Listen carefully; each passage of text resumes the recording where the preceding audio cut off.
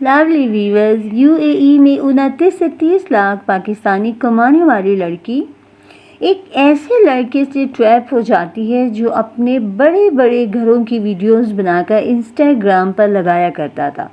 Viewers, بظاہر امیر نظر آنے والا یہ شخص مالی طور پر مستحکم نہیں تھا۔ جی جناب، یہ شخص ایک ایسی لڑکی کو اپنے امیرانہ ماحول سے امپریس کرنا چاہتا تھا جو مالی طور پر ویل سیٹ ہو۔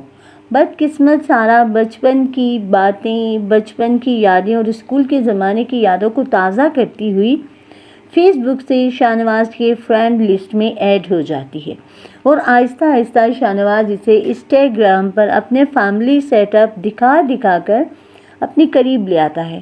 نہ تو وہ اپنی 2 شادیوں کو مینشن کرتا ہے اور نہ ہی اپنی مالی حالت کو اس پر ظاہر کرتا ہے، بلکہ سارا سے اکثر اوقات میں رقم بھی بہانے ہیلوں سے منگواتا رہتا ہے۔ ویورز، سارا راٹھور جو کسی کو بھی اپنا جیون ساتھی بنانے میں مسلسل پسو پیش سے مسلسل سوچ و بچار کرتی ہوئی سارا راٹھور اس شخص کے جال میں محبت کے جال میں پھنس کر نکاح کر بیٹھتی ہے۔ ویورز، شاہ نواز موقع کی نزاکت دیکھ کر سارا راٹھور کو پاکستان آنے کا کہتا ہے تاکہ اس کے پیرنٹس کے آنے سے پہلے وہ اپنی 2 شادیوں کا ذکر اور سارا کے پیسوں سے خریدی گئی مرسڈیز جو اس نے اپنے نام ٹرانسفر کروا لی تھی وہ بھی سارا سے ڈسکس کر لے۔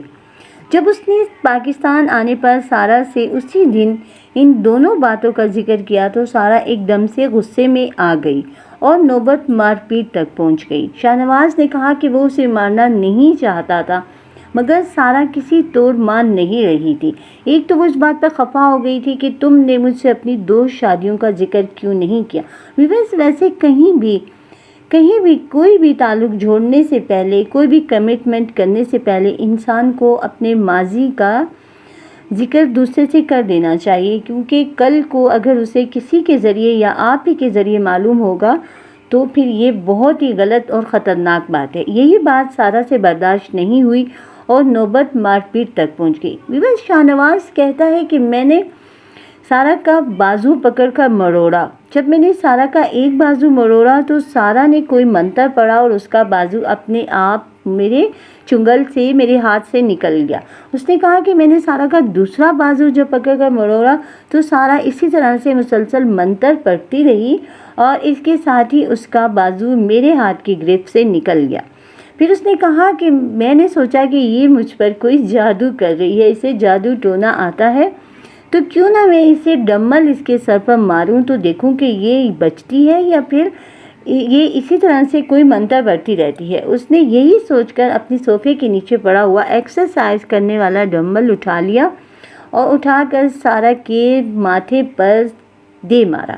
ویورز، جب اس نے سارا کو مارا تو اس نے کہا کہ اس وقت بھی وہ منتر پڑھ رہی تھی اور اس پر کوئی اثر نہیں تھا، اسے درد کا بھی احساس نہیں تھا۔ اسی ضد پر اس نے کہ یہ مجھ پر منتر پڑھ رہی ہے اور یہ مجھے مار دے گی اور یہ کسی ملک کی ایجنٹ ہے، یہ مسلسل اس پر ڈمبل کے وار کرتا رہا۔ جی جناب، اور اسی دوران سارا اپنی زندگی کی بازی ہار گئی۔ بس اس شخص نے سوچا کہ میں کیوں نہ اسے ڈرامائی رنگ دوں، اور یہ اس کی لاش کو گھسیٹتا ہوا اٹھا کر باتھ ٹب میں ڈال دیتا ہے اور اوپر سے نلکا کھول دیتا ہے تاکہ پتہ چلے کہ یہ ٹب میں نہاتے ہوئے گر گئی تھی اور اس طرح سے اس کی موت واقع ہو گئی تھی۔ انسان بھی بس کتنا ظالم ہے، چند پیسوں کے لیے، چند روپوں کے لیے اور چند چمکتی ہوئی چیزوں کے لیے کسی بھی انسان کی جان کتنی آسانی سے لے لیتا ہے۔ اب ہونا تو یہ چاہیے کہ اس کے ساتھ بھی اسی طرح سے ہو